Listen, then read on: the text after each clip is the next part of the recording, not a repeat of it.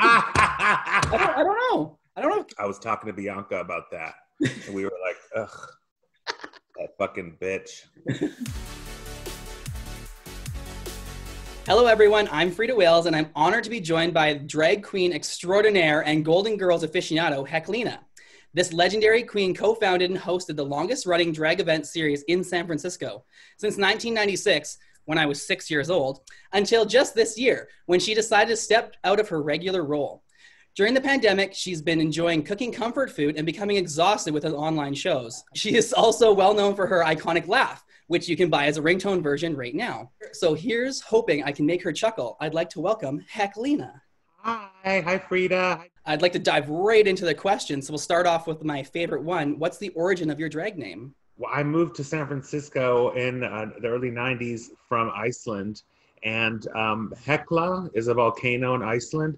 And I was doing drag for the first time, and I needed a name, and so I just thought Heklina. You know, it was one of those names that you just think of in 5 seconds, and it just kind of sticks with you after that. I mean, I never really did a lot of research into other names. It just kind of, that name stuck, and it's been good because nobody else ever has that name. You know, if you go to other towns, there's always like another Anita Man or whatever, but there's no other Heklinas. Although on Facebook, I did see that there's a Heklina in, I think, Saudi Arabia or something, but it's an actual, an AFAB, woman.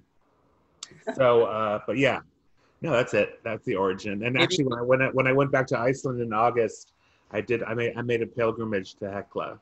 So we know how old the internet says you are, but we don't want to get it wrong like we did with Jackie Beat. So can you tell us how old you really are? How old did the internet say Jackie was? Well, our research told us that she was 10 years older than she was. Oh, no. Yeah. That was Wikipedia, not my research assistant. Jackie is very, very old. I'm younger than Jackie. I'm 53 years old. Oh, lovely. Diving into your history, what's your favorite memory you can share from one of your first performances? I think maybe one of my first performances I was excited about was the theatrical stuff, that I was doing. I never felt comfortable early on doing like lip syncs, but I loved theater, and then lip syncing became something I enjoyed more later on. But I don't have any certain special memory. I think the first time I was successful and made money doing it was probably when I remember, like when Tranny Shack first took off. So we found out that you were in the military when you were younger, and now you're a legendary drag queen. Could you tell us a couple steps that it took to get from there to here? Well, there was a lot in between. I joined the military to get away from my dad and his wife and I was living in the Midwest in Minnesota at that time, and I just wanted to get the fuck out of there. So I enlisted in the Navy, and then I got out of the Navy, and I was strung out on drugs, and I did all that.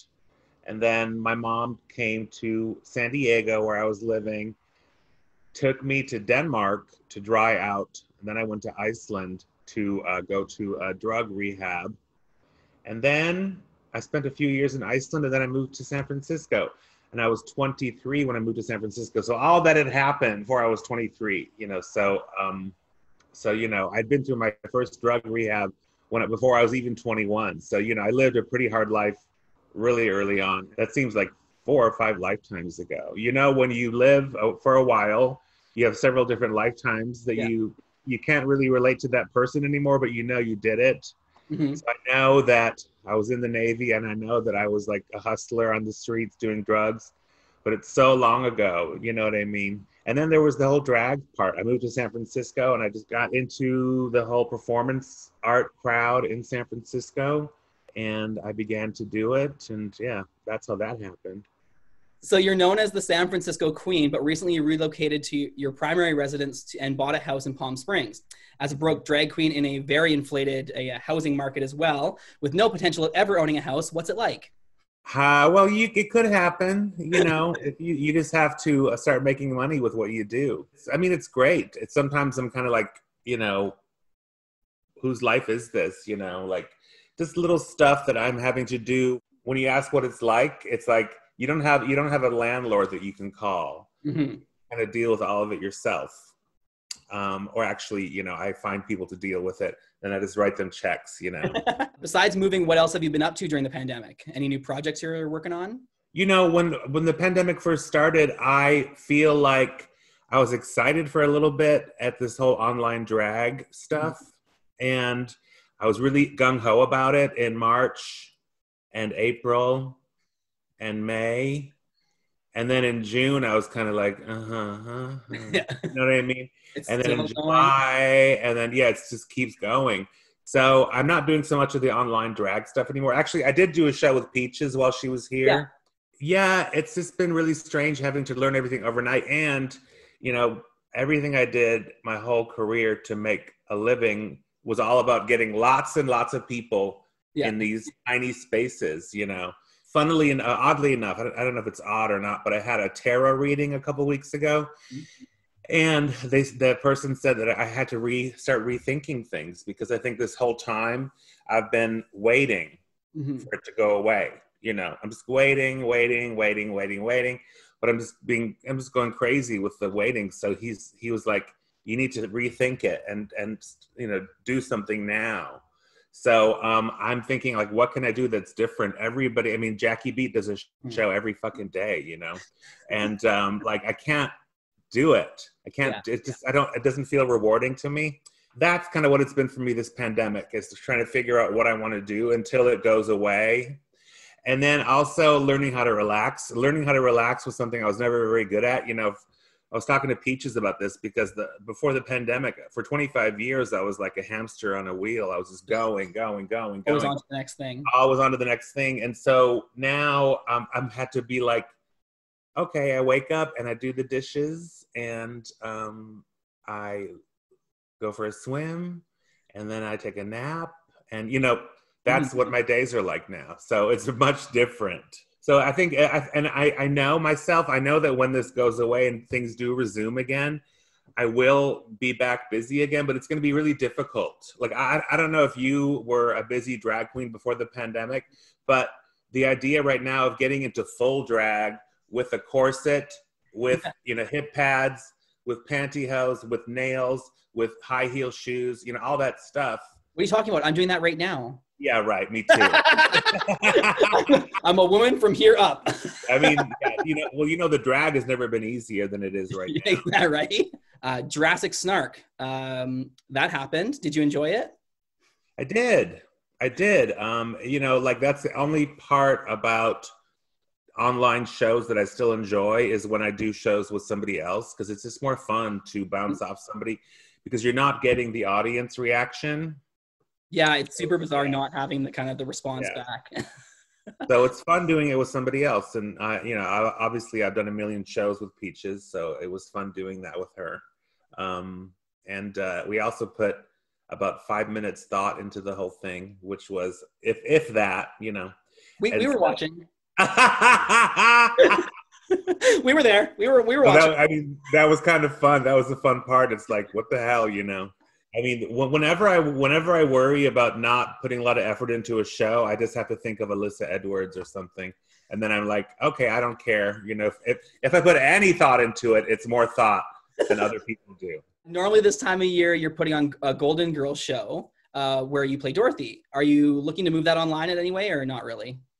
It is. I'm flying to San Francisco to do 4 shows in December, like live stream shows. Yes. We are. So Darcy, who plays Rose, is turning Oasis into a TV set. Oh, cool. And, so we're doing a Golden Girls set in Oasis, and we have multi-camera stuff. So, you know, I'm going to get to San Francisco. We're all going to get tested before we meet up. And then we're do 4 live shows. It's going to be December 17th through the 20th. And then Thursday, Friday, and Saturday are at 7 p.m. And then Sundays at 3 p.m. So they're all shot live. You have to buy tickets for each live show. And then are they going to be like recorded and then shown somewhere else after or anything, or? I think we are going to, like, the day or two after the live shows are done, we're going to put everything into a video on demand. People can then order those shows and watch them, because our shows are, the 17th through the 20th. But if people want to watch the shows for Christmas, then they can order the video on demand.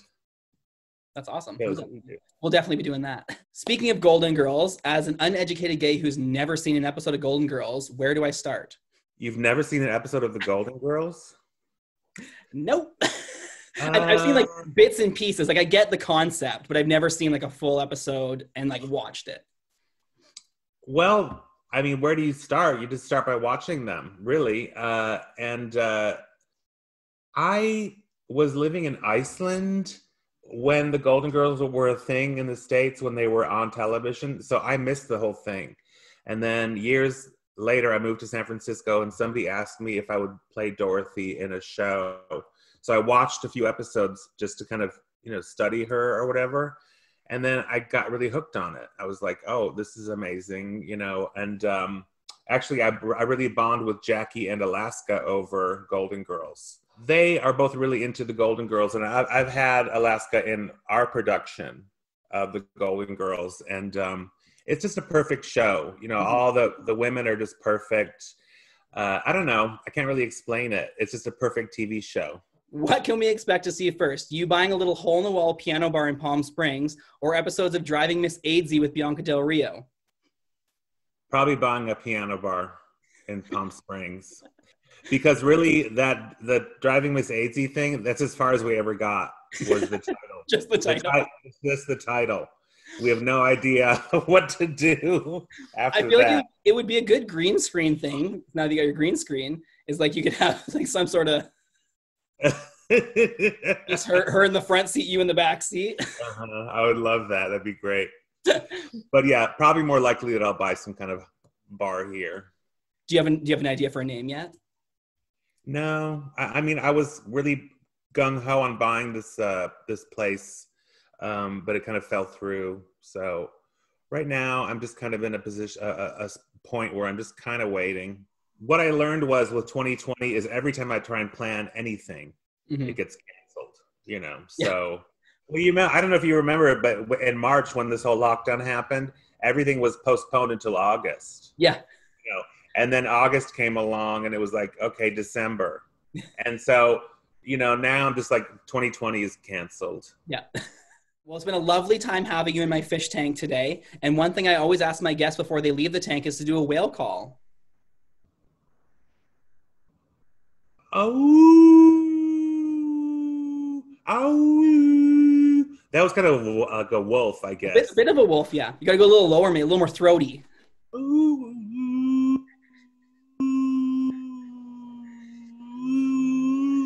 I don't know. That's getting closer. I'll accept it. I'll accept it. You do one. Ooh. Ooh. Love it. Thank you so much for joining us, Heklina. Make sure to follow Heklina on all her social media platforms and make sure to check out her podcast, Drag Time with Heklina. Thank you, Freida. Hey, YouTube. Make sure to like and subscribe. See you next time.